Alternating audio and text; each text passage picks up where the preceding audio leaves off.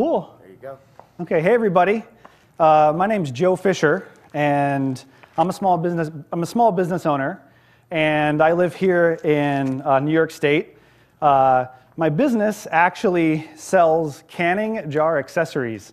It's kind of a small market, but it seems to be growing. And I have a bit of I'm here to speak in particular because I have a bit of a personal affinity for cryptocurrency, I guess you could say. To make a long story short, I first became interested in Bitcoin in 2011. I read the white paper, and I had what can be best described by many in the community as a little epiphany. I thought, this is it. This is going to be a big deal, and I knew it. And so I participated in mining Bitcoin, and I was by no means an early adopter, but it was relatively easy to get into mining it and generating it, and the community was very young. And so I acquired some Bitcoins over the course of a year and a half, and a couple years ago, I got a text message from my father telling me that he was ill. And I had found out almost immediately thereafter that he had small cell carcinoma, terminal lung cancer. And I immediately dropped most of the things that I was doing at the time, dropped all my projects, and essentially moved back into my childhood hometown so that way I could be close to the family. What I had done is over the first few months, I exhausted all my savings. And the only thing I had left before going into credit card debt was some Bitcoins. And so I began selling them on the open market for a pittance of what they're worth even today in a quote-unquote down market. And I sold them all for a tiny fraction of how the world currently values them today. But that few $1,000s that I received was essential in allowing me to spend the time with my family under less financial duress. And shortly after my father passed away, I started to put my own life back together and started to get back onto the projects that I care about and running my company, et cetera, et cetera. And I was kind of taken aback.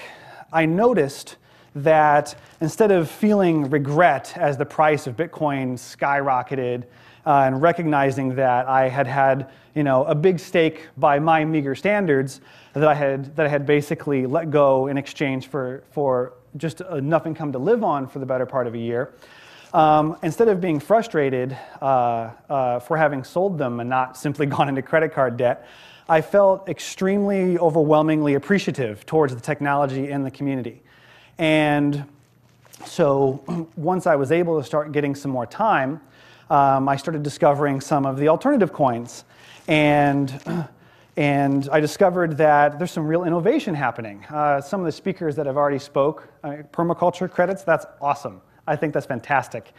And so I started to get more and more time. I did research, I would read the forums, and I mined little Litecoins for a while. And this is all just as an individual with a couple computers that's just a simple enthusiast about this technology and what it represents.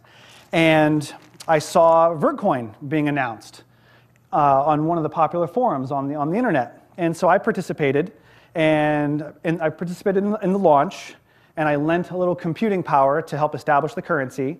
And what appealed to me the most about Vertcoin in particular, and why I volunteered my time to come down here and speak specifically on its behalf, is that the whole method, the whole operational structure of the algorithm that is behind the coin is explicitly designed to try to ensure that moving forward from this point on, that average enthusiasts, like I was in 2011, have a chance to participate in generating the currency. Now, obviously, we all know that simply producing the coins is only a very small part. In fact, perhaps one of the least important aspects of helping to push this new economy. However, even though adoption and exposure is fairly critical, and in my opinion the most important thing, I still think that it's an extremely beneficial thing for every person on a laptop, a person who's a gamer that has several computers, an institution, a nonprofit, I think it's quintessentially important that the widest number of people can participate in producing some of these new alternative currencies. And I believe that Vertcoin is trying to basically make a name for itself, doing if nothing else, just trying to ensure that the base code that the coin is comprised of and written upon is something that is difficult to monopolize by specialized hardware. And that doesn't necessarily mean that Vertcoin has any kind of an adversarial approach to any of these technologies. It just means that for this particular coin, our whole objective is ensuring that the widest amount of people can participate in generating it. And it's been a pretty wild ride the last few months. And Vertcoin has no pre-mine, and the community simply donated what was necessary to allow me to come here and speak.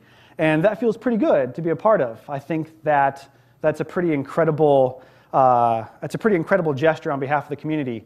And so I want to give a lot of thanks to everyone that is, the few members that are actually here, and especially everyone else that all kind of came together to make this happen.